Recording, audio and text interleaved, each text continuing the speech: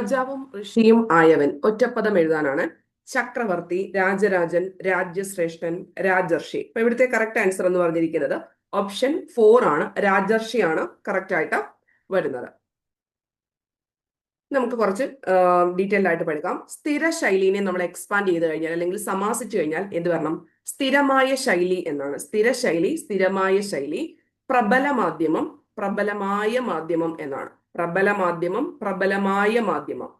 നിത്യപ്രയാണം ആണ് എങ്കിൽ നിത്യമായ പ്രയാണം. അപ്പൊ ഇങ്ങനെ ആയ എന്ന് റിലേറ്റ് ചെയ്ത് വരുവാണെങ്കിൽ കർമ്മധാരായ സമാസം. ജസ്റ്റ് ഒന്ന് ഓർത്ത് വെച്ചാൽ മതി. അത് സ്ഥിരശൈലി, സ്ഥിരമായ ശൈലി, പ്രബലമായ മാധ്യമം. കണ്ടോ, അതിനെല്ലാം ലിങ്ക് ചെയ്യിക്കുന്ന വേർഡ് എന്താണ്? ആയ എന്ന് പറയുന്ന വേർഡ് വെച്ചിട്ടാണ്. അപ്പൊ അങ്ങനെ വരുവാണെങ്കിൽ കർമ്മധാരായ സമാസമാണ്.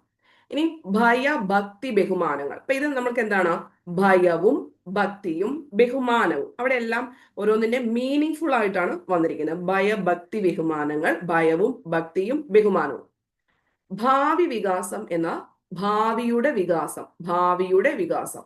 വിശ്വസ്ത സേവകൻ, വിശ്വസ്തനായ സേവകൻ. വിശ്വസ്ത സേവകൻ, വിശ്വസ്തനായ സേവകൻ. അപ്പൊ അത്രയും കാര്യങ്ങൾ പഠിച്ചു വെക്കുക. സ്ഥിരശൈലി, സ്ഥിരമായ ശൈലി, പ്രബലമായ മാധ്യമം, നിത്യപ്രയാണം, നിത്യമായ പ്രയാണം, ഭയഭക്തി ബഹുമാനങ്ങൾ, ഭയവും ഭക്തിയും ബഹുമാനവും എന്നിട്ടുള്ളത് പറയാം.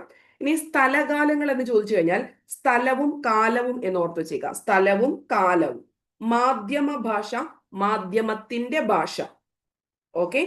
ഇനി വിപണി സാധ്യത എന്നൊക്കെ നമ്മൾ പറയത്തില്ലേ, അത് വിപണിയിലെ സാധ്യത എന്നോ വിപണിയിലെ ഇലെ എന്ന് പറഞ്ഞിട്ടുള്ള രീതിയിൽ നമുക്ക് പറയാവുന്നതാണ്. വിശ്വസ്ത സേവകൻ, വിശ്വസ്തനായ സേവകൻ.